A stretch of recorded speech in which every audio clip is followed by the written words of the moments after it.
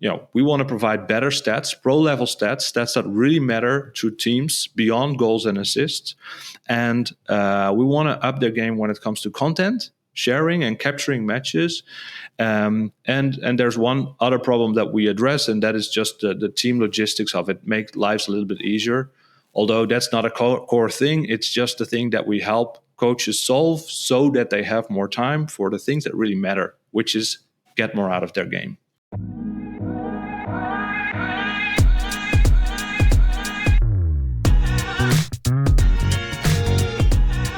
And welcome to another episode of the SportsTech AllStars Podcast. It's the first episode of the year. Happy New Year to all our listeners. Wish you and your loved ones and everybody that you work with, your family, a fantastic 2024. It's a year that we have started with good energy here at SportsTech X. We have a lot planned for this year, all of which will be unveiled in good time. But to kick off the year, we're going to start with focusing on some of the good companies that we featured in our latest report, the SportsTech VC report that we published at the end of last year. If you haven't downloaded that yet, please do. There is a bunch of super interesting data, especially talking about why 2024 was such an important year for SportsTech. Funding was at a, not all-time, but a significant low compared to previous years. But M&A activity was at an all-time high. It just showed a redistribution of investment in SportsTech, the year of consolidation, we have called it, for 2024. And in that report, we had a bunch of good companies that we featured, including our first ever SportsTech X Startup Spotlight. We ran a little program where we invited a bunch of startups to apply, and we said we'll give them a free feature in some of our content and shine the spotlight so that our audience can get a sense of who these cool companies are, see what they're doing, and see all the innovative solutions out there.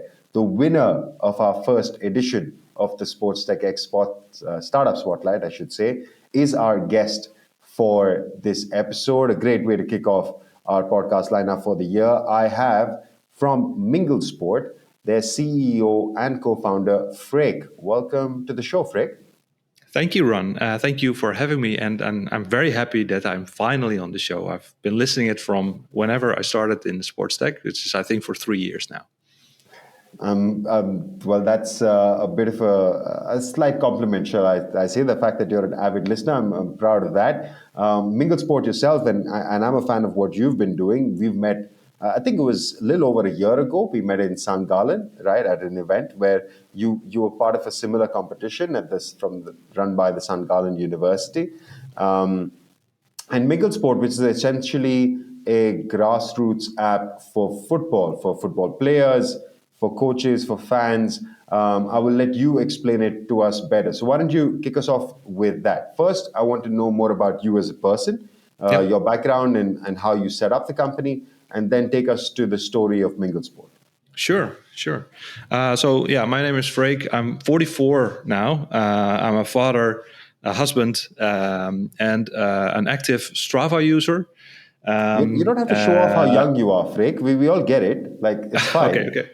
Well, the thing I want to explain why it's important to be 44 is that you become a soccer dad and you're standing next to the pitch, and then you see how subpar the experience of grassroots football is from a digital perspective. And I have a background in digital consulting. Studied sociology, management studies, blah, blah, blah, blah, blah. And then I ended up as the chief strategy officer for Valtech, which is a global digital consultancy. They have over 6,000 people, flew all over the world, worked for a lot of major brands on their digital transformation. But I wanted to build something for my own when I was 40-ish. I learned a lot about digital. And as I said, I'm a very passionate Strava user, because it is an app that actually makes me more active and also adds a digital layer to an offline experience. And that combination, digital can do many things, many bad things. But actually, if you think about the positive impact of Strava for individual sports, that was a true source of inspiration also for me to start Mingle Sport, which is focused on, you mentioned we're currently for football, but ball sports in general is what we're aiming for. So I started the company with a few colleagues that I learned from Valtech, ex-colleagues, 2021. So you're asking about Mingle Sport, why we started the company and what problem we're solving.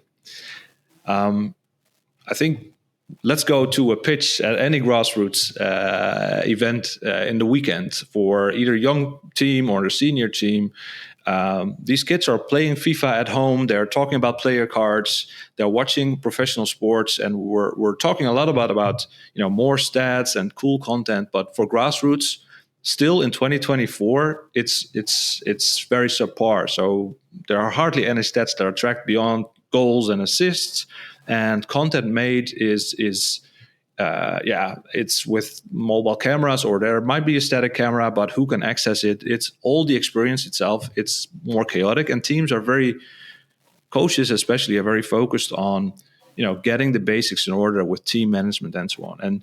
And that problem, I thought, if I look at my experience with Strava and how great of an experience that is, and how great digital technology can contribute to my experience of getting healthier and working out, and a community aspect, that is the aspect that we also wanted to add with Mingle Sport. So very concrete, we want to provide better stats, pro level stats that really matter to teams beyond goals and assists, and we want to up their game when it comes to content sharing and capturing matches. And there's one other problem that we address, and that is just the team logistics of it, make lives a little bit easier. Although that's not a core thing, it's just the thing that we help coaches solve so that they have more time for the things that really matter, which is get more out of their game. Got it. So we're covering stats and content is the primary, let's say, objective of the application. And then you also do a bit of the management, say communication, scheduling, a bit of that. Let's focus on the core then. How are you capturing stats? Yes. Is there a wearable? Is there video? How are you doing this? Yes. So first, we believe that computer vision AI, optical tracking, is in team sports and ball sports always the dominant tracker, will be, because it captures the full team, because it has the context, because it has the ball.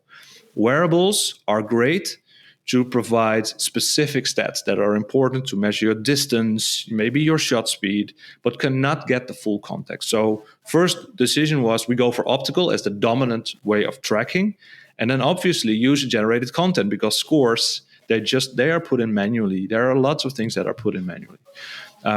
We wanted to build our own camera. Then we noticed, there are great companies out there. Let's not go there. And we said, like Strava, we don't want to be the best tracker out there. We want to be good enough, but we want to be the most accessible and most affordable tracker out there. And that's why we ended up with devices that people already own, starting with their mobile camera. And over the past 2 years, what we have been working on are ways to capture your game with your mobile phone in a way so that you can create stats and content that you're also familiar with the pros. And then I think I need to address the very practical nature of this, because if you capture a full game with your mobile phone, that will be not interesting to watch. It's not the right vantage point. You will not get interesting stats from that. So, from our research, we landed on, there's a lot of short moments that people capture. They share on their Instagram, like a free kick or an interesting moments. Those moments we capture, you can share them. And then to capture stats that really matter, we took a more testing approach that also the pros use in training. So we have developed 5, we call them mini games, tests that you can do, like a short run, a shot during practice or whenever you have time. And those are the ways that we capture stats that go beyond what you can capture with the physical eye. So your acceleration, your shot quality, your dribble quality, and so on. Okay, so let me get this right. Am I still setting up the camera in one spot to record the whole game? Negative. No. What we said is we want to be, you can capture a match. Start with simple scorekeeping, right? So keeping scores, people who follow, they get updates when every goal is made. So that's the very core basic. You can create a lineup, you can create photos. We are focused on short clips. So people create short moments and they share them. And then with AI, we will be able to recognize what are most important clips, do event detection from there, stitch them together to something that is nice. But for full match coverage, I think you should rely on a camera on a higher vantage point. And like Strava, we aim to integrate with the best video providers and the best wearable providers, because we recognize that we are a good enough tracker, but we cannot solve all of the problems.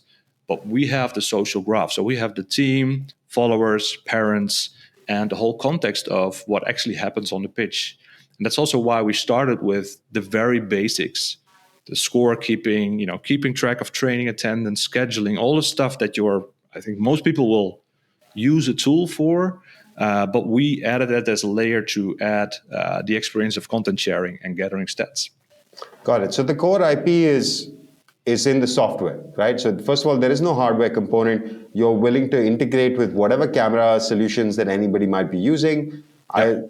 Do you have the option of using your own camera? So if I want to use my mobile phone and record a game, then I can still plug into the this moment app? At this moment, you can upload a video file through your mobile phone. Integrations is something that we are talking to camera providers, but that was not our first goal. The first goal was to get the essentials in order. But ultimately, yes, you would be able to add any video that you want, add any live stream that you want. We will just add the context of who is playing against who has scored, and we also will provide very accurate timekeeping. So a match timer is an essential part, and will be on our end. Okay, so that's on some of the stats stuff. You mentioned the social graph, and I think that's super important because I think that's a key aspect of not just grassroots football, of course, football at all levels, but especially at grassroots football. When a kid scores a goal or has a free kick or runs into the post and whacks their head. Like those are the moments that get a lot of virality, get a lot of shares, and those are the moments that can help amplify either a team or a player and take them to, let's say, to gather more followers, which can create a lot more opportunities down the line for marketing, branding, and so on. So this is also a very important aspect that you all focus on, right? To make sure that it's very easy for a team to, as you said, upload and create clips, then you all can identify and then push them to social platforms. Yeah? Yeah, that's correct. So one is that, we have players, we have staff, we have parents, and then you can follow a player. We'll also make it possible to follow a team. That's also because of privacy concerns. I think we have designed something that is private at the core, and you have to approve a follow request. Also something that we've learned is that, obviously people want to share it on their own social platforms. So we made that possible to share it on Instagram, TikTok, wherever, and we'll add a nice layer with the scoreboard, with a replay, and so on. Makes sense. All right. And what about the business model? So who's paying for this? Are the students paying? Are the footballers paying for it? Is the team? Are the parents? Where does the revenue come from? We shipped our first 1.0 version last September, and our goal was to get a good traction, especially good stickiness with the teams, because we really want teams to use it for every training, every match, and be very consistent in their usage. And this quarter, we will launch our premium. So the premium subscription will be an individual subscription, and the other side of the model is a B2B brand collaboration that we will offer. So it will be a combination, because we want to have the essential version free for everybody to use. Mm-hmm. We don't want to sell out on personal information, but we do want to keep it affordable. So there's a subscription that's very affordable and competitive, and we will have brand collaborations done in a very nice way, because sports and sponsorship, I think, go hand in hand if you do it well. Exactly. And like I was talking earlier, the social angle of the highlights is a big factor here. And it creates a lot of monetization opportunities down the line. Let's talk about the traction to date. And so which markets are you all operating in? How many teams have you got on board? Walk me through the numbers a little bit. Yeah, sure. So September 2020, 2, we did a public beta in the Netherlands for football only, just to learn. We ended up with, I think, 500 teams, 3,500 users, because we also learned that was a lot of. Anyway, it doesn't matter. That's why you have a beta. We iterated on the product. We thought it was good enough. We launched it in September internationally. North America, Latin America, basically almost all over the world. And we currently have over 100,000. I think we hit the 100,000 registered users somewhere in December. That was way better than we had expected, to be honest. So that was above expectation. And that's also why we kind of accelerated our premium go-to-market as well. And then what you see we're doing good in North America, Mexico, Argentina, in Europe, in Scandinavia, Netherlands, Belgium, France, Italy. Wow. So those are the countries that we're picking up, but we're also learning. And you have to we are learning how to do go-to-market, because we said we want to have a go-to-market too. We should be independent of any organization, right? So we should not be B2B first. We should be really be B2C first. And that's why any team can start using us. But we're also learning, when there's density, what can we do with clubs, and how does this whole model work? So that's why we see traction in some countries, but we're still learning on how to do that better and how to scale faster. I mean, you rattled off a number of countries there. How are people finding you in these places?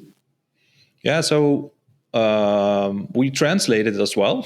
So it's the App Store mechanism. So literally, it's just organic search on the app. If they're looking for a football app, they find Mingle Sport. Yeah, there is some advertising involved, but not that much. But also here, the dynamics. We need one team creator that is often the coach. And then an average team is around 18 people. So the product-led growth is you need one guy or one girl to get to 18, right? So there's a lot of product-led growth. And we're not even talking about followers, which is a concept that we have introduced but not put as much effort on, because we first want to get the stickiness with team, but then you can double the team size even more. So yeah, that's why these numbers, I think, are what they are. And that's also why I think team management apps in general are the largest apps out there. They are, in terms of volume, in terms of user adoption, the biggest, but often these tools are a little bit boring because they solve a logistical problem or for the club or the coach, but not necessarily for the player who want to get more out of the game and get better content, get better stats. Okay. Sounds like a nice little strategy, and obviously it's something that you're executing well. Those growth numbers are a testament to the success that you'll have had to date. So that's a bit on the success side. What have been the biggest challenges that you've had to face? You mentioned you're executing well. That's anything but my experience. I think on hindsight, the execution looks great. But when you start, a few challenges that we have had, capturing, I mentioned the AI part. So you need to, the basics that we have rolled out hardly have any AI features in there, right? So we have tested those either in alpha or in beta in the app, but they are yet to be launched on top of the existing base that we already have with the basic scorekeeping, content creation, and what have you. And what was really hard was technically getting to a point where you'll be able to accurately measure the position, speed of a ball, to accurately measure the position of a player, the speed of a player. Because everybody can show you this nice AI thing where you have some bounding boxes and look, I recognize the player, but then do you know the position of this player on the field? Because that is crucial. So that took us a long, long time. I won't go into the technical details, but that's also why we will only launch it on iOS first, because we used camera matrix and really the intrinsics of the hardware to be able to do a 3D positioning. So that was hard. The beginning was also hard because you come up with a lot of features at the beginning that we feel we need to have because we want to be something that you use on a daily basis, which are around scheduling, I think lineup, when we introduced lineup, that was the first really exciting features, and people got excited about that. But before that, it was around scheduling. And then people say, yeah, I have this. Why should I use your app? So, but we wanted to do that because otherwise you end up as a one-off point solution. And there are so many one-off point solutions today that solve a specific problem, but end up being the 10th tool that teams use. And then they lose interest, right? So, yeah, I think those are the challenges that we had. Actually, that perfectly leads me to my next question, which was what you just said, that some of our listeners, maybe a lot of them, might be thinking of this and they haven't seen the app yet. And they're like, I've seen this before, or I've seen some version of this before. Yeah. So then from your perspective, what is the USP? What is the main driver? Is it what you just described, the fact that we're doing a lot of these touch points in one place? Yeah. So to a large, you are right. So we provide a basis that people most likely would be familiar with, but they relate. Because tracking attendance and creating a lineup, they relate. You need the same players, right? But you have a lineup app and then you have an attendance app. Those are two apps. So I think people would relate to the fact that they know these apps, but they also are fed up of using all these different point solutions, right? So there is a need for integration and consolidation. And second, and this is what we're going to launch with the premium that we will do, is that we will now be able to track accurate stats that you will not be able to get anywhere else at this price point. So let me give you a few examples. First is we will introduce, I think, and this is a very basic need, is minutes played. And I think most coaches will relate that they will track minutes played with a stopwatch and a spreadsheet, and it's a very manual process. And there might be some apps that do it, but they don't have, they lack the integration with the attendance and the lineup and so on. So that's the first thing that we're going to create. What we also will provide is people with a proxy of distance covered, because we know your age, we know your position, we know how many minutes you played. What we will give is an indication of how many kilometers you have ran. So what you want is you want to measure your run speed, for instance, or you want to measure your real distance covered. That's when you need an integration with a wearable provider. And then next to that, we will launch a couple of mini games this quarter that are gamified tests. So in professionals, every 7 to 10 weeks, they do a number of tests. These are very, sports scientific tests, a 30-meter run. They do some stamina, intermittent yo-yo tests, and so on and so on. We will provide similar tests that you just capture with your mobile phone. And what we'll be able to do with those is, we will provide users with sports scientific accurate data on how fast they are. So we will introduce, for instance, the 30-meter run. You just captured with your mobile phone, and I knew that you are a really fast run, but that's because your acceleration is really good. Your top speed needs some improvement, right? And then that is the kind of features that we will introduce. And like Strava, that is because AI, computer vision AI, is now at a breakthrough moment where it actually becomes affordable and accessible for the masses. And I think that is when people will say, oh, hell yeah, I want to use this. And yes, I want that integrated with the rest of my tool set. Because at the end of the day, you want actionable insights, right? You want what a player can actually do to improve. And for that, it needs, as you said, the multiple, not just the data point, but hey, actually the detail of this is what you need to work on. And I think that becomes the real power of a solution like this. You covered it just now a little bit, Freek, but I want to paint me the picture. What does the next 12, 18 months look like for Mingle Sport? What's coming up? What are you looking for? Do you have a funding round? Anything that you want to talk about? Yeah. So let's break this up first from a product feature set perspective, and then just as a company. Yes, sure. So from a product perspective, I think the moment everything changed was the moment when we hit the 10K users, because you get so much input from users that there's no discussion on what creates value anymore. It's just a matter of, processing and doing it in the right order in a smart way. And so for the coming 6 months, so up until the end of the season for most teams, so that's June, we want to test the what are people willing to pay for. And we've come up with a smart way where you have an individual subscription and a team boost mechanism. So you as an individual, there's stuff for you, but also your team benefits from that investment that you make. So that is what we want to test. What is the exact price point? What feature combination will we have? And those features are ready or almost ready to be shipped. So that's what we'll be doing in the coming 6 months, experiment with that. We'll also start our first brand collaborations. And so with the season start of 24-25, this is the moment where we can do that at scale. And when I talk scale, we're going to go more aggressive on growth, but we'll also start scaling to other sports. And we'll start probably with field hockey and sports that are adjacent to football. But we are not limited. We are, let's say, have experimented with tennis and padel. Those will be probably the last. But the more team sports, the more we will move. Mm-hmm. And then we're in early 25. We should be able to go for a Series A investment, which is a nice bridge to a company.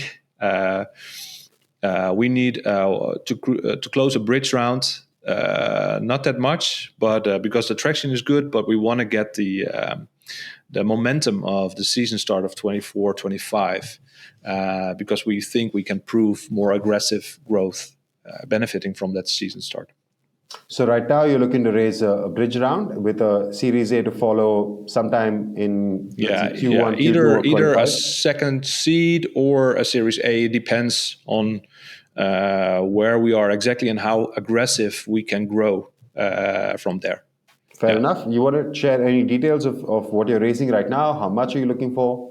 Sure, $500,000. Mm-hmm. Fair enough. And then the details, ping me at Freek@mingle.sport and we can talk. Yeah. Exactly. That was perfect segue. I was just going to say that's a good way to kind of put a marker out of what you're looking to raise. And then if anybody's interested from any of our listeners or just generally from our network, please feel free to reach out. Freek, you've already shared your email address. It is, I should specify, Freek is spelled as Freek. That's correct. Thank you. Yeah. At mingle.sport, you said? Yeah, mingle.sport. Perfect. Yeah. Nice, tidy email. And or they can reach you on LinkedIn as well, I presume? Sure. I have a weird name for if you're not from the Netherlands, but Freek Bijl, it's spelled like Bijl. It's an X in Dutch. Okay. Anyway. We'll put the details in the show notes, in the description. So if anybody wants to reach out to you, they'll find your email and you on LinkedIn. Freek, thank you so much for coming on the show. And I'm glad you were part of our first edition of the SportsTech Startup Spotlight. It's exactly causes like this or solutions like this that we want to showcase, which are helping build the sports tech ecosystem. So I'm really glad that you took the time to be part of it. Before I let you go, I have one last question, which is my favorite question to ask always. I like to believe we're sports fans first. So I want to know, what has been your favorite sporting moment? Yes. Well, that can only be one. I'm from the Netherlands, and I'm from the northern part of the Netherlands, which is called Friesland. And we are good in ice skating. When there was real ice, this was most happening in the last century because of climate change. It's happening, less and less. But there's a sporting event called it's called in Dutch the Elfstedentocht, and in English it translates as the 11th City Tour, which is a 200-kilometer ice skating riding event. And it only happens when all the lakes and canals in Friesland are frozen, which the last time it happened was 1997. Then you had in the 80s a few, and then before that it was 1963. So you can look it up for everybody who's interested, Wikipedia, and it's amazing because the whole country gets crazy. You have millions of people going there and wanted to watch it. And I can remember that I was 17 the last time it happened. I lived in the capital of Friesland. I have never seen such an event that was so special. Like every 30 years, every 20 years it happened. So yeah, ice skating, Friesland, Elfstedentocht. Incredible. And this is why I love asking that question, because you get such incredible answers. I had no idea this sport existed. I will look that up for sure. 11 city race, you said? It's 11 city race. I can send you a Wikipedia link. So it's really interesting to look it up. It's 200 kilometers. It's really like it takes you a good day to skate that, even if you're good. 200 kilometers. If I had to even try that, I don't know how many times I'd be ended up on the floor in the first 2 kilometers, leave alone the first 200. But yes, please do share a link, or I'll look it up myself, and we will add that to the show notes, because that's another thing that somebody might be interested to learn more about. Freek, it has been an absolute pleasure. Thank you for taking the time. Thank you, Ron. Thank you. All right, guys, that's a wrap for the first episode of our All-Star series. We're going to have our usual run, about 40 episodes for the year. We'll take a break a couple of times in the year, but we wanted to kick off the season with some of the startups that we love talking about, because that's probably our favorite thing to do, to look at startups, look at new solutions, and to talk about them and shine our little spotlight on them. That's the result of our first edition of our SportsTech X Startup Spotlight. More to come over the rest of the season. See you guys next week. Ciao. Thanks for listening to the SportsTech AllStars Podcast with Rohan Malhotra.